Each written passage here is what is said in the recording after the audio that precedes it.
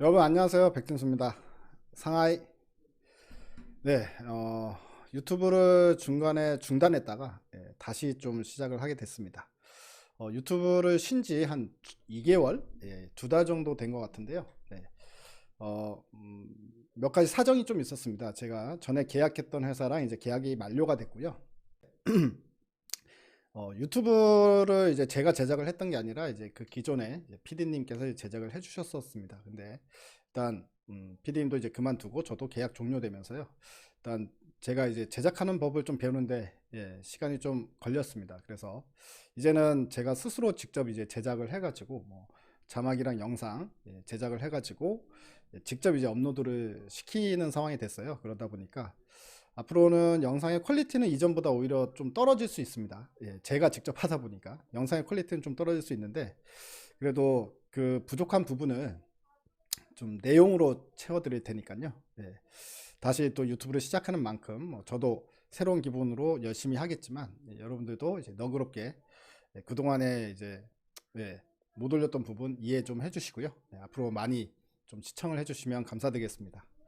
자, 그러면 이제 오늘 다시 유튜브 영상을 올리면서 첫 주제로 이야기할 부분은 어, 지금 시장에서 가장 핫한 섹터잖아요. 2차 전지에 대한 이야기를 좀 나눠보겠습니다. 자, 미국에서 전기차 보조금 세부 지침이 발표가 됐거든요. 그래서 이 미국 전기차 보조금 세부 지침이 결국 국내 업체들한테 이제 수혜가 되는지 아니면 이제 악재가 되는지 그 부분에 대해서 이야기를 좀 나눠보고요.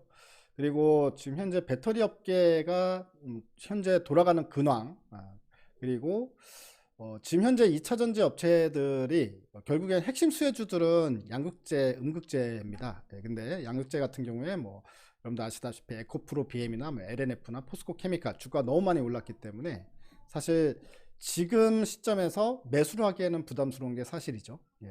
그리고 음극재 쪽의 이슈는 이 실리콘 음극재죠. 실리콘 음극재를 만들 수 있는 것보다 이 실리콘 음극재에 들어가는 이 실리콘이 팽창하는 이런 성질이 있기 때문에요. 이 팽창을 얼마나 잘 코팅해 가지고 탄소 나노튜브 안에 집어넣어서 이 팽창을 막을 것인가, 이게 이제 가장 큰 기술력입니다. 그러다 보니까 오히려 CNT 도전제 이쪽이 훨씬 더 기술력이 높아서 나노 신소재 같은 종목들이 이제 급등이 나왔거든요. 사실 실수혜주라고 볼 수 있는 핵심 기술을 갖고 있는 회사들은요, 주가가 너무 많이 오른 게 사실입니다. 그러면 여기서 이제 뭐 투자자 입장에서 가장 궁금한 건 그거일 것 같아요. 그 종목들 들고 있는 사람들은 뭐 상관이 없겠지만 그 종목을 지금 현재 안 들고 계신 분들은 아직 지금이라도 그 종목을 사야 되느냐라고 저한테 물으신다면 그래도 좀 부담스럽다. 진입하기엔 부담스럽다. 들고 계신 분들은 더 들고 와도 된다라는 생각이 듭니다. 그렇기 때문에 자, 그러면 지금 바닥권에 있고 손때가 안 탄 2차 전지 관련주 중에 핵심 수혜주는 무엇이냐? 그래서 가장 이제 핵심적인 질문이죠. 오늘 그 질문에 대한 답변까지 해드리는 시간을 갖도록 하겠습니다. 자, 먼저 이제 기사 내용을 좀 볼게요. 금요일, 우리 시간으로 금요일 밤이죠. 미국 시간 금요일 날 이제 미국 배터리 보조금 세부 지침이 나왔는데요. 5년 후에 재료 80% 관계국에서 조달해야 된다. 라는 내용이 이제 주 내용이었습니다. 이 부분은 무슨 말이냐면 한마디로 중국산 배터리 원재료를 사용하지 말아라. 뭐 이겁니다. 중국산 배터리도 사용하지 말고 그 안에 들어가는 원재료도 중국산은 사용하지 말아라. 만약에 중국산이 사용이 되면 보조금 안 주겠다. 뭐 이런 이제 내용이라고 보시면 됩니다. 그래서 중국을 철저하게 이제 배제를 시켜야지만 미국에서 보조금을 받을 수 있다. 뭐 이렇게 이제 이야기를 할 수 있다라는 부분인데요. 우리나라 같은 경우도 마찬가지 중국 원자재 비율이 상당히 큽니다. 뭐 예를 들면 수산화 리튬 같은 경우에도 지금 우리나라가 88%를 중국에서 수입을 하고 있거든요. 그리고 코발트도 73%가 중국에서 수입 중이고 천연 흑연 같은 경우에는 더 높습니다. 94%가 이제 중국에서 수입을 하고 있는 상황이기 때문에 근데 이제 우리나라 기업들은 지금 이미 노력을 시작했어요. 이거는 미국뿐만이 아니라 지금 유럽에도 이제 마찬가지로 이런 유럽판 IRA 이제 법이 나왔잖아요. 유럽도 마찬가지로 중국산 원자재 비율을 낮춰야 됩니다. 그렇기 때문에 이미 그 노력은 들어간 거고요. 그렇기 때문에 이제 뭐 재활용 비율도 높아요. 재활용 비율도 높기 때문에 그래서 폐배터리 관련주도 주가 급등이 나오고 한 겁니다. 그렇게 생각하시면 될 것 같고요. 그래서 결국에는 우리나라도 지금 계속해서 이 배터리 보조금을 받기 위해서 계속 다변화 중에 있다. 그리고 시간을 줬어요. 2024년까지 40%, 25년 이렇게 10%씩 늘려가면서 25년 50%, 26년 60% 이런 식으로 시간을 좀 줬기 때문에 계속 그 동안에는 원자재를 이제 구입하는 그거를 다변화시키기 시작하면 됩니다. 그렇기 때문에 큰 문제가 되지 않을 것 같다 싶은 생각이 들고요.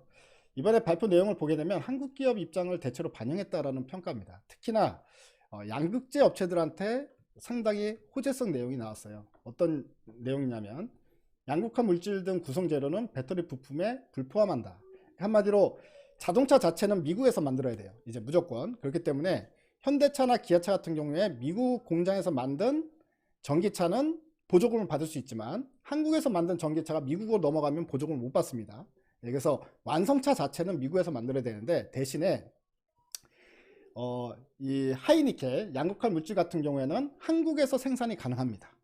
그렇기 때문에 한국에서 생산해서 미국으로 보내면 돼요. 그래서 양극화 물질 업체들 입장에서는 굳이 미국에 대규모 증설을 할 필요가 없어진 거기 때문에 상당히 긍정적이다 이렇게 볼 수 있을 것 같습니다. 이거는 응급제 쪽도 마찬가지다라고 생각하시면 되고요. 전해질 쪽도 마찬가지다라고 생각하시면 됩니다.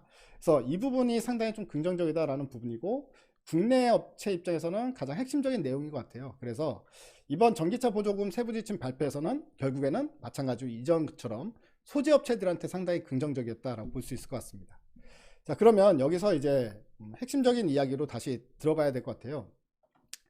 그러면 지금 현재 중국산을 배제를 한다라는 부분이 어떤 내용인지 그 최근 근황을 좀 말씀드리면 그 동안에는 우리가 2차 전지 배터리를 만들 때 배터리를 전기차 업체들이 사용을 할 때 LFP 배터리를 제일 많이 사용을 했었어요.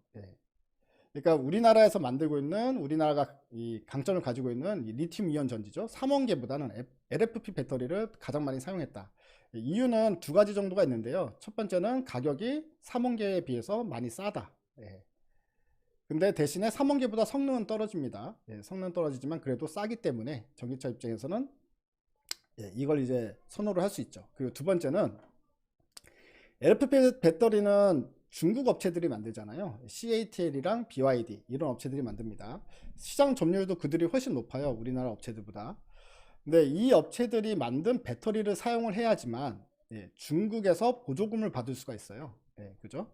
그래서 중국은 또 마찬가지로 전기차 보조금을 줄 때 중국산 배터리를 사용했냐 여부를 본단 말이에요. 그렇기 때문에 전기차를 만드는 회사들 입장에서는 LFP 배터리를 사용하고 중국에서 보조금을 받는 게 훨씬 낫죠. 그래서 그래야 판매량이 늘어나기 때문에. 그래서 LFP 배터리를 필연적으로 사용할 수밖에 없는 환경이었다. 근데 여기에 바이든이 IRA법 하면서 중국산 사용 배터리를 사용하면 이제 미국에서 보조금을 안 준다라고 이야기를 했기 때문에 오히려 미국 전기차 업체들이 어떻게 보면 진퇴양난에 빠진 상황이다라고 볼 수 있을 것 같아요. 그래서 미국 전기차 만드는 업체들은 중국에도 전기차를 팔아야 되고 미국에서도 전기차를 팔아야 되잖아요. 그 양쪽 다 보조금을 받는 게 가장 좋지 않습니까? 그런데 미국에서 배터리를 사용하지 마라 라고 이야기를 하니까 이제 미국 업체들이 꼼수를 쓰기 시작합니다. 예를 들어서 이제 포드 같은 경우에는 어떻게 이야기를 했냐면 자, 요 다음 화면을 보면서 말씀드릴게요. 자, 포드 같은 경우에는 공장 지분을 100% 자기네가 이제 공장을 짓는다라고 이야기를 해요. 미국 정부에는. 근데 CATL의 배터리를 만드는 거예요. 그리고 그 기술력은 포드는 가지고 있지 않잖아요. 그렇기 때문에 CATL의 기술료를 지급하는 형태로 CATL이 들어와서 배터리를 만들어준다라는 관점입니다. 근데 이제 표면적으로는 포드가 100% 자기 회사니까 중국 회사 아니지 않냐라는 건데요. 근데 이 내부적으로 들여다보면은 거의 뭐 합작을 하는 거나 마찬가지지 않습니까? 이렇기 때문에 IRA 규제를 피해가는 이런 어떤 이제 그 허점을 노려서 피해가려는 의도가 보인다. 이렇게 볼 수 있죠. 근데 금요일 날 이런 얘기도 나왔습니다. 테슬라도 마찬가지로 포드처럼 CATL하고 꼼수 합작을 한다라는 소식이 나왔어요. 텍사스주에 합작 공장을 추진한다라는 기사가 나왔습니다. 이 부분이 결국에는 IRA 그 바이든의 이 구상과 좀 충돌하는 부분이 될 수 있습니다. 근데 이게 미국 정부에서 이걸 어떻게 받아들일지는 아직까지는 잘 모르겠어요. 예. 뭐 그냥 꼼수인 거 알면서도 그냥 냅둘지, 아니면 꼼수인 걸 알기 때문에 그것까지도 제재가 들어갈지, 예. 뭐 이런 부분들이 결국에 이제 이슈로 남아 있습니다. 만에 하나 이런 거를 인정을 안 해준다 그러면 한국 기업들은 엄청난 큰 호재가 될 수 있겠죠. 그러면 자연스럽게 LG 에너지 솔루션과 삼성 SDI, SKO는 주가가 더 급등이 나올 수 있다. 이렇게 이제 보는 게 맞을 것 같습니다. 이거는 셀업체에 관련된 가장 큰 이슈거리인 것 같아요. 자, 그러면 이제 종목 이야기로 좀 들어가 보겠습니다. 아까 말씀드렸던 부분, 아직까지 주가가 바닥에 있지만 수혜를 볼 수 있는 종목으로 좀 말씀을 드리면 바로 첨보라는 회사입니다. 자, 첨보도 소재 쪽이에요. 소재 쪽인데 사실 그 양극화 물질이나 음극화 물질처럼 이제 센 소재 쪽은 아니죠. 왜냐하면 이 업체는 이제 전해질에 들어가는 첨가제를 만드는 업체이기 때문에, 우리가 이제 예를 들어서 비빔밥으로 표현을 하면 참기름이 들어가지 않습니까? 그러니까 참기름이다라고 보면 됩니다. 비빔밥에 들어가는 그 많은 다양한 재료들이 결국에 이제 더 비중을 많이 차지하는 건 사실 이제 양극화 물질이나 음극화 물질일 수는 있지만, 하지만 참기름이 들어가지 않으면 맛이 없잖아요. 그런 관점으로 이제 보면 좋을 것 같다라는 생각이 드는데, 이 첨보가 근데 이 첨가제가 삼원계보다는 LFP 배터리에 들어가는 첨가제를 만들어요. 근데 중국산 배터리만 문제가 되는 게 아니라 중국산 원자재나 원료, 그리고 중국산 부품까지도 IRA법에 충돌이 되는 거기 때문에 결국에는 LFP 배터리를 만들 때도 이 첨보의 첨가제를 사용할 가능성이 상당히 커졌다, 이런 관점에서 좀 우리가 생각해 볼 수 있을 것 같아요. 게다가 또 뭐냐면 중국 업체들이 원래 가격 경쟁에서 상당히 강하잖아요. 가격이 싸지 않습니까? 근데 이 첨보 같은 경우에는 오히려 중국산 첨가제보다 가격을 더 싸게 만들어요. 성능은 더 좋고 가격은 싸고, 그리고 중국산이 아니라는 이 세 가지가 맞아 떨어진다, 이렇게 볼 수 있을 것 같고요. 첨보 같은 경우에는 작년에 실적 별로 안 좋았고 올해도 상반기 때까지는 실적이 별로 안 좋을 것 같아요. 그렇기 때문에 주가가 눌려 있는 거고 아무도 관심을 안 가졌지만 올해 하반기부터 실적이 엄청 큰 폭으로 증가가 됩니다. 이유는 지금 현재 얘네들이 증설을 하고 있는데요. 지금 현재 생산 능력이 4,300톤 정도로 알고 있습니다. 근데 증설이 완료가 되면 2023년 올해 중에 17,000톤이 돼요. 그렇기 때문에 한 5배 정도가 되는 거죠. 5배 정도의 생산 능력이 커진다. 그렇기 때문에 상당히 큰 폭의 실적 성장세가 나타날 가능성이 있다, 이렇게 보면 좋을 것 같습니다. 그래서 일단은 에코프로 BM 놓쳤다, LNF 놓쳤다, 이러신 분들은요, 첨보를 대안으로 보시는 거를 좀 저는 이게 좀 가장 낫지 않을까, 좀 이제 부담 없으니까 이렇게 좀 말씀을 드리도록 하겠습니다. 자, 그리고 시장 관련해 가지고 우리가 또 살펴봐야 될 부분은 반도체도 살펴봐야 될 것 같아요. 지금 현재 최근 지난주였죠. 지난주 시장에서 가장 큰 특징을 보면 반도체 저가 매수가 상당히 강하게 유입이 되고 있습니다. 그래서 다음 시간에는 반도체 이슈, 그리고 반도체에서 지금 사볼 만한 종목, 이런 것들도 한번 이야기 나눠보는 시간 갖도록 하겠습니다. 그런데 이제 업로드 자주 시켜 드릴 테니까요. 다시 여러분들도 돌아와 주십시오. 돌아온 탕합니다. 대바이. 민혁아, 구독, 좋아요, 알림 설정. 알겠어. 구독, 좋아요, 알림 설정. 아, 이거 잘했어요.